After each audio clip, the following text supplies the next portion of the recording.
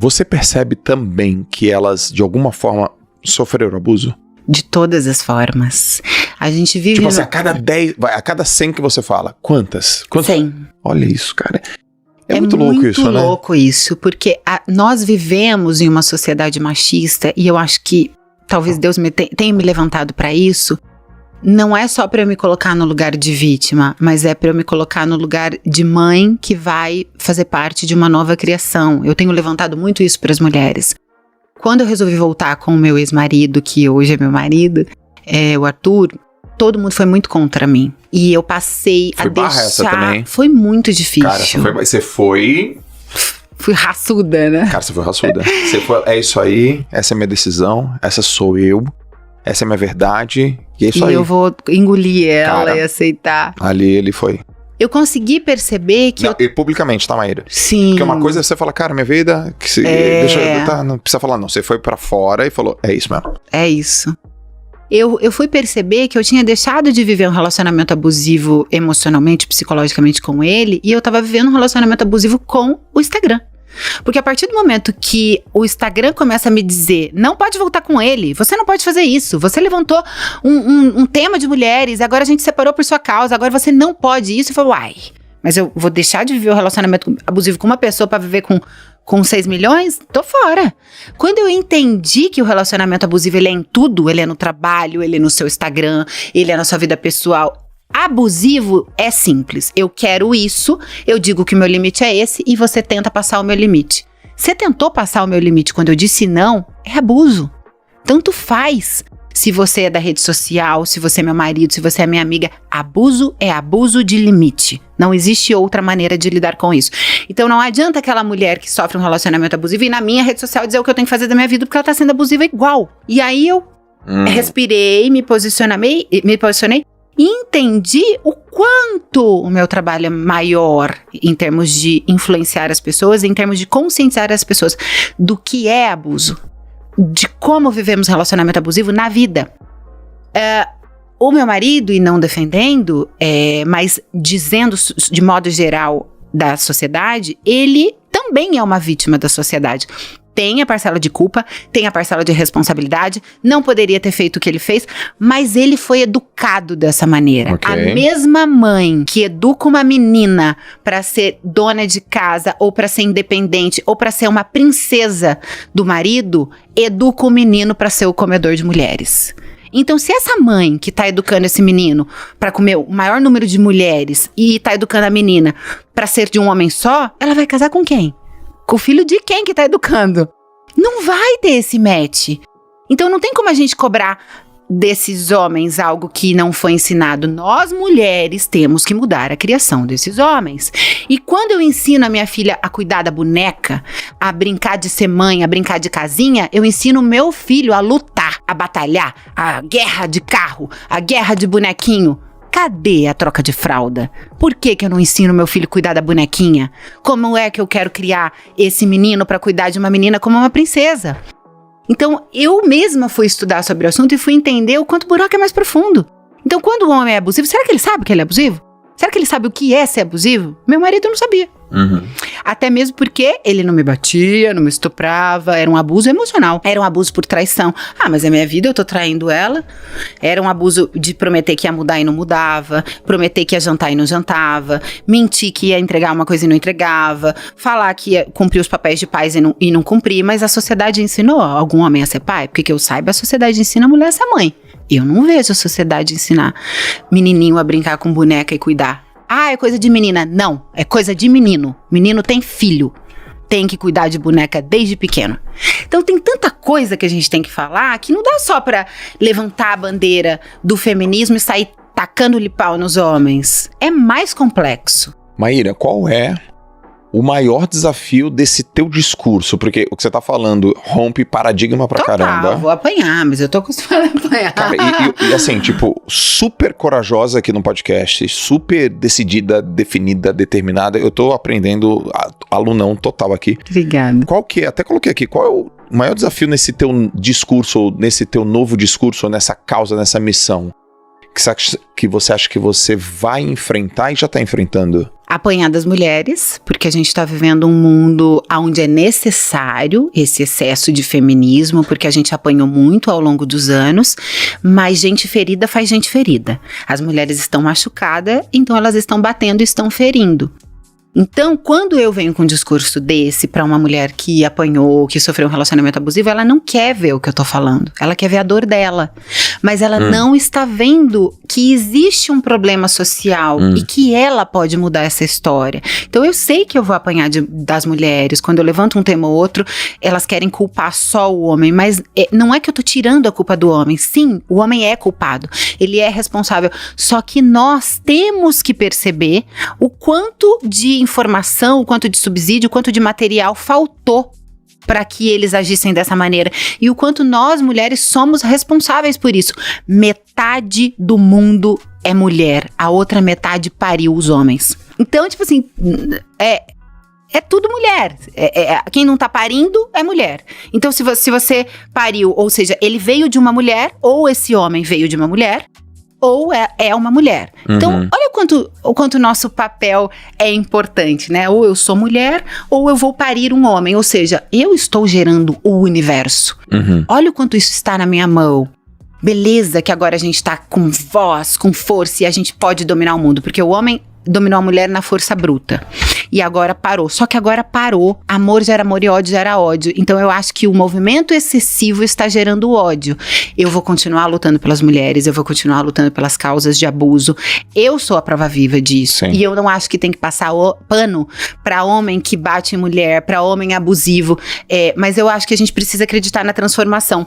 Quando o Arthur estava disposto a se transformar, as pessoas não aceitavam a transformação dele.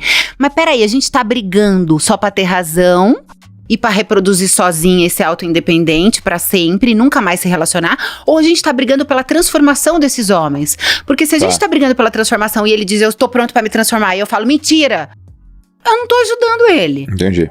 Então, assim, não tô falando volta pro homem que te bateu e ele vai te bater de novo. Não.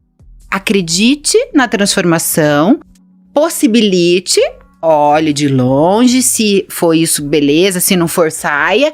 Mas precisa ter essa ficha, essa credibilidade, sabe? Até mesmo porque as mulheres usam muito uma frase, eu não sou terapeuta, eu não vou tratar. Ok, mas quando você joga esse homem pro universo, ele vai ser de outra mulher. Você tá cagando pras outras mulheres? É um papel social que você tem que ter. Então, é muito complexo. Isso é legal que você falou. Tipo assim, problema da outra, da próxima, não. Tem alguma coisa que é inaceitável pra você, do ponto, assim, fez uma vez e não te perdoou mais? Eu aprendi a perdoar sempre. É porque eu coloquei aqui a palavra perdão, porque eu quero te perguntar o que é perdão, mas antes de te fazer a pergunta do perdão, eu coloquei aqui se tem alguma coisa que você é inaceitável. Pelo visto, até onde eu tô, parece que não, né? Exatamente. Tem uma coisa que eu falo sobre Deus mesmo, né? Eu falo, cara, depois que Deus entrou na minha vida, eu aprendi a perdoar ainda mais tudo. Sobre tudo, porque somos seres humanos e todo mundo erra o tempo inteiro. Mas eu acho que a única coisa que ainda me tira do eixo, e eu não sou evoluída, e acho que ninguém daqui da Terra né?